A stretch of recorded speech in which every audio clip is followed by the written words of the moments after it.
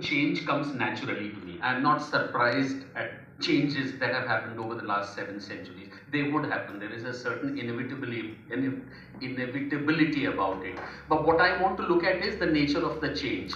Is it in the form of a growth, seamless continuation, seamless evolution? Is there a mutation? Are there breaks? So mutation, break, seamless evolution, these are the kind of categories that I look at when I look at the field of Qawwali. And I do notice that I think there have been significant mutations in the world of Qawwali, the kind of and those mutations happened as a result of the transitions that came about from the sacred to the profane, from the sacred to the celebratory, from Khanqa and Dargah and Urs to cinema and clubs and films.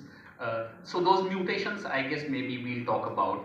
But being a historian and being a social scientist, I also want to look at this phenomenon from the outside, because I do feel that much as I'm entangled with this world, much as I admire it, much as I'm fascinated by this absolutely enchanting world, I have to extricate myself and I have to look at certain phenomena, certain directions, certain changes, certain features. Also avoid the risk of nostalgia, because Qawwali is one field in which nostalgia comes very, very easily and very, very naturally. And some bit of nostalgia does come in the way of a proper kind of a scrutiny. So with these three, looking at change, nature of change, a view from the outside, and resisting the temptation of nostalgia, because that happens very naturally. I feel that what has happened is there are certain continuities and certain changes. The big continuity in the world of Qawwali over the last 700 years is that a connect with the people.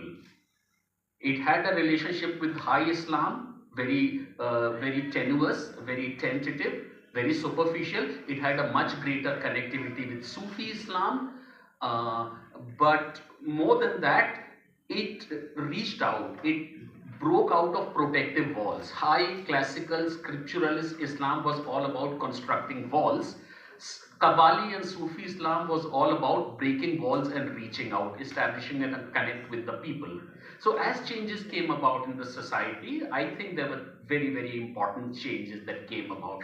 And now we have a romantic, patriotic, cynical, enchanted, all kinds of Qawwali. So the very range of Qawwali has been enlarged through clubs, through pubs, through films, cinema, and in a whole range of ways. So I think the fact that Qawwali broke out of the Khanqa and the Dargah and the Urs, that in a way enlarged and diversified the world of Qawwali.